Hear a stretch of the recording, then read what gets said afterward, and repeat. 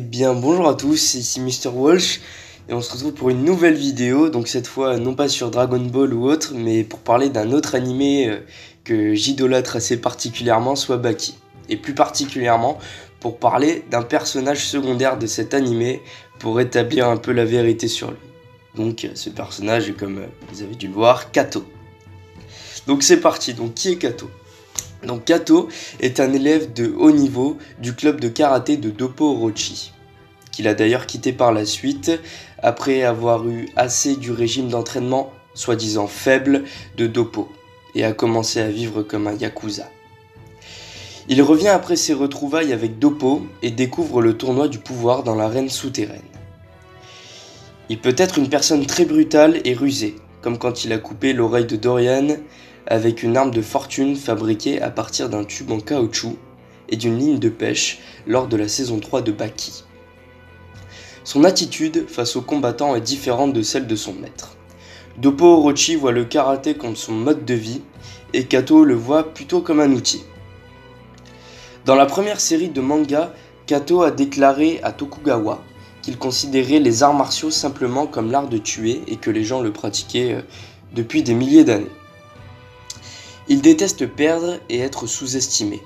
Lors de sa deuxième rencontre avec Dorian, il admet qu'il n'a pas trop de choses dont il peut être fier dans sa vie. Et son karaté est sa seule fierté et c'est plus un outil qu'autre chose pour lui.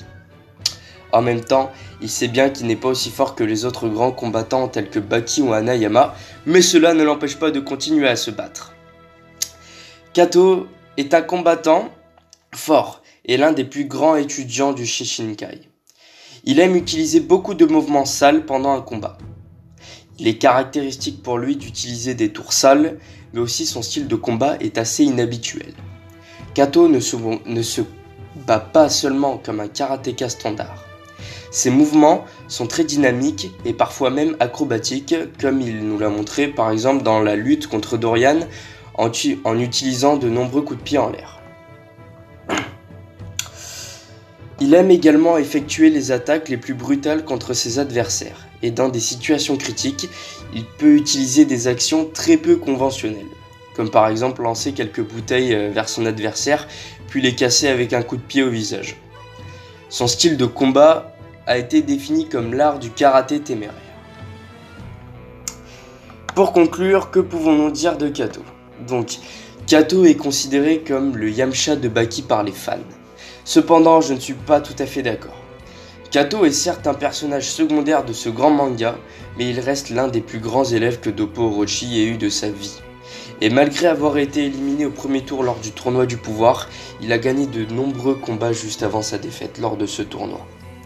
Et sa prestation face à Dorian, qui est l'un des plus grands maîtres Kaiô, nous montre bien que ce personnage n'est pas le plus fort certes, mais qu'il fait partie des plus forts personnages de cet anime.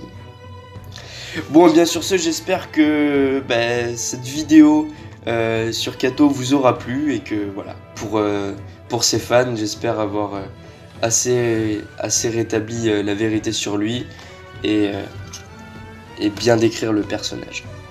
Sur ce, à la prochaine.